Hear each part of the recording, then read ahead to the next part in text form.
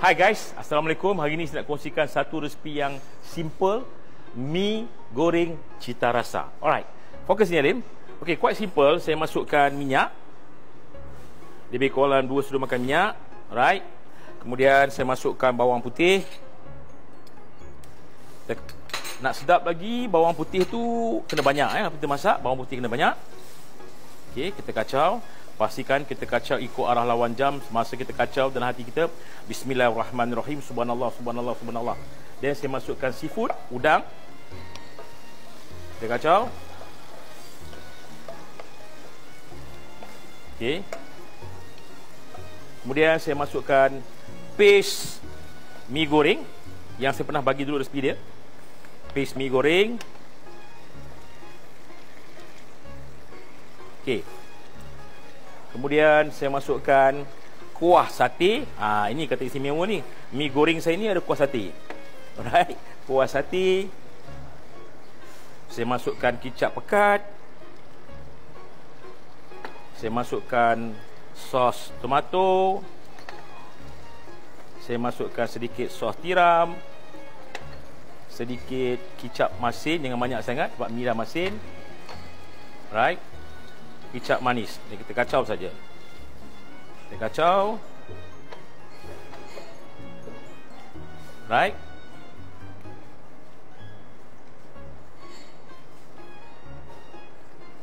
So setelah kita kacau tu, kemudian saya masukkan ubi kentang yang telah di goreng, cucur udang. Okey. Kemudian sedikit gula. Sedikit gula. Sedikit serbuk perasa. Kemudian saya masukkan telur. Masukkan telur. Saya masukkan mi. Bila dah masukkan telur mi tu, kena hati-hati juga. Kena perlahankan api. Air sekali barulah saya masuk sayur-sayuran. Sawi, kobis dan tauge. Jangan masuk awal-awal. Kalau masuk awal, nanti sayur tu overcook, tak cantik.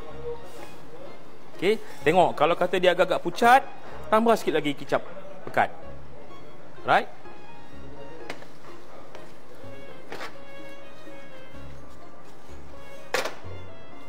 See, mi goreng saya basah. Okey, dan saya rasa sebelum tu pastikan kita ambil kuali bersih. Pastikan apa kita masak, masak daripada hati dan jiwa. Kena bismillah, berselawat, makanan bersih akan melahirkan insan mulia. Okey, Alim, kita rasa. Tutupkan api. Bismillahirrahmanirrahim. Voila, La Bamba Chicago Milano. Dah pun siap. Okey, saya letak. Dah fokus dekat.